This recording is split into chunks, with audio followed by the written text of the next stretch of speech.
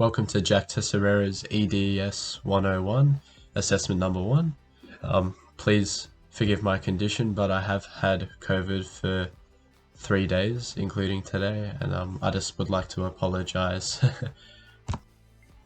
With all that said, let's get this show on the road. So my educational history consisted of 13 years in the Catholic school system. St. Christopher's Penania was a family-orientated and welcoming primary school between kindergarten and year 2 for me. As their school song chanted, St. Christopher's a place to be, a part of God's family. I wore the motto of Caritas very proudly. And I did excel in the classroom and develop and enrich my relationships between my teachers and peers. It gave me a sense of respect and admiration, mutual respect and initiative. But Year 3 and Year 6 hosted an immense change towards my education. My enthusiasm shifted during the 3 years after being targeted by bullies and my father being terminally ill. These negative effects that followed were detrimental to my learning. St. Christopher's had no longer become a family to me. I was never fulfilled. I wasn't happy. But Year 6, I took part in a High Achievers drama program. My brother and I delivered an amazing speech.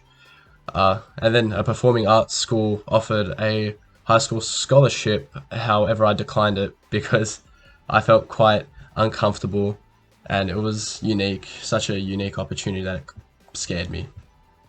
Going into the transition of high school, De La Salle Catholic College Revesby, it established important values through education. My studies taught me empathy, stability, passion, and courage. Our motto was enter to learn and leave to serve. I came out of my shell and I started achieving highly again. High school offered me male role models and a sense of maturity. Year 7, my father had a lung transplant which did not work out so well, and I managed to finish my schooling while working and supporting my father whenever he needed. Senior year, I lost all my passion for learning because I was not thinking for myself, rather regurgitating what I had learned.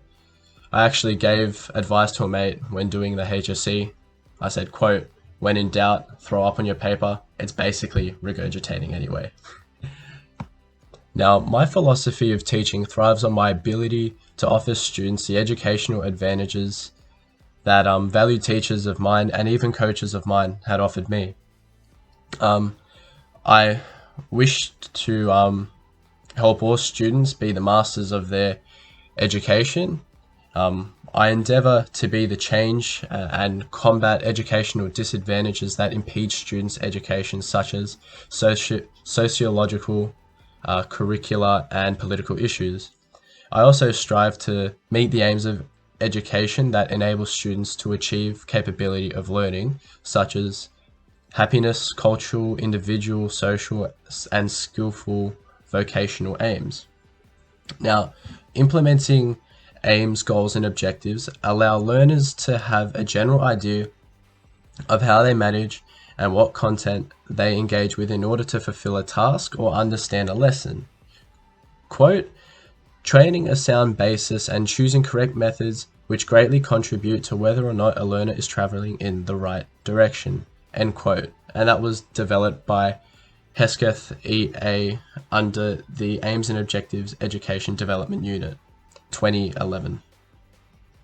Now, achievement cannot occur or be assessed in an aim that is not developed. Without a clear aim, there is evidently no objectives that can help work towards a goal one does not understand or have. It is also important that educators guarantee their students a duty of care and ensure their rights. Quote, "The United Nations Convention, the Rights of a Child," end quote, enforce a foundation of care for every individual. Now, I am a teacher and it's necessary for me to equip students with the school-oriented and life skills. Philosopher Plato mentions, quote, "Education should be compatible with interests and talents," end quote. Now, I agree to to the extent that teaching through entertainment will encourage students to participate regardless of their interests. I mean, interest is crucial. However, useful information, kids cannot turn a blind eye to because they're disinterested in the content. I won't let that happen in my classroom. I feel like all students need to learn basic life skills and essentials. Now, Socrates, another Greek philosopher, also raises a political issue regarding gender equality. Quote, "People care for what they love. There are no intellectual differences between men and women." End quote. I support this essential right of equality. However, in the 21st century, I feel like we recognize this as a general sense, especially here in Australia. I mean, compared to other countries such as Afghanistan, where women have condensed opportunities, which highlights teaching as a strong vocation in that respect over there. Now, I'm all for adaptation and creativity in my classroom, and personally, I feel that in Australia, that racism and prejudice is a growing concern, especially in contemporary society. Potentially because of my geographical location and influx of diverse cultures. Now, I wish to incorporate a targeted sub-curriculum that combats this issue. That is a multicultural curriculum. For example, I feel like I was stripped of the right to learn about Australian heritage, like food, folk songs, language. But I also wish to implement a diverse range of culture, such as European, Middle Eastern, Latino-based, and Asian culture.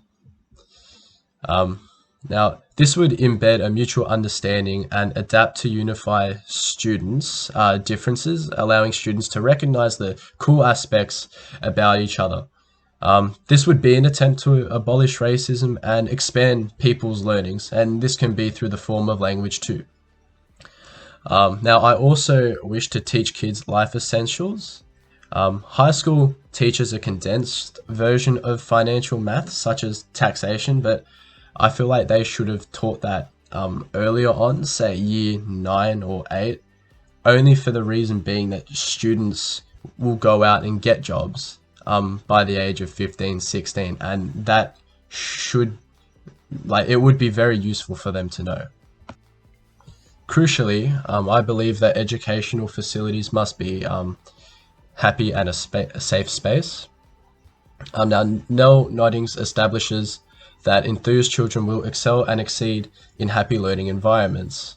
This can be found in her Happiness in Education 2003, page 74 to 94.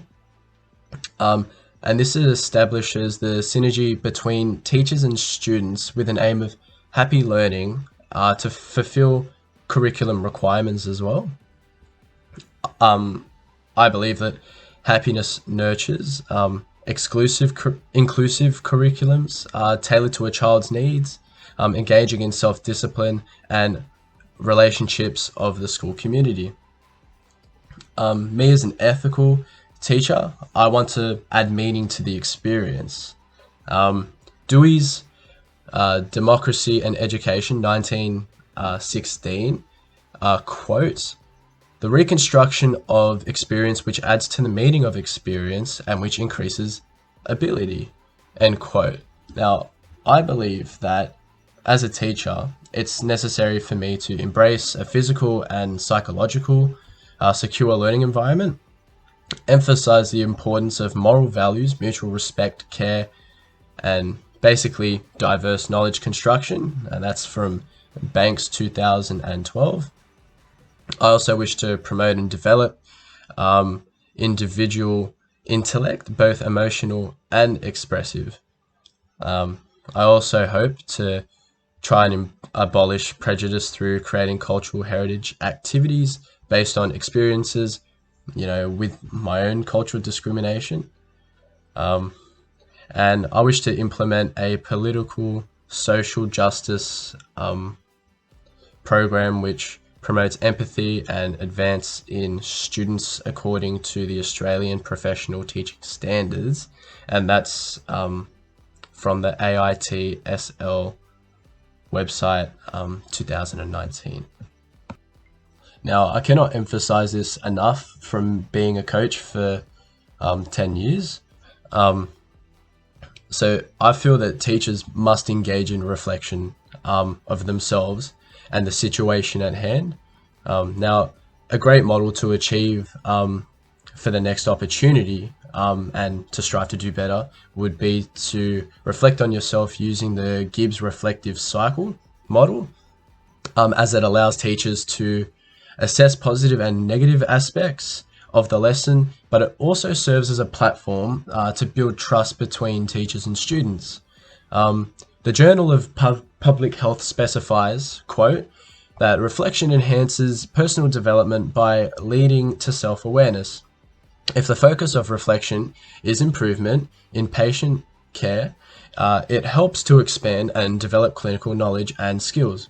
This process slows down activity, providing time to process material of learning and link to previous ideas. End quote. Now, from the coaching perspective, our coaches would always ask the team what we did well, as a opportunity for us to recognize our strengths and to feel good about ourselves.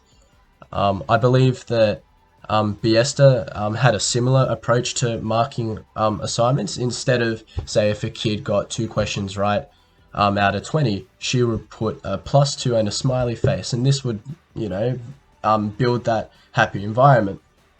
And it also softens the blow of negative results. And at the end, our coaches would also ask us if there's anything that they needed to improve on. And because we felt that it was a safe space, we did often share our feedback with them. So yeah.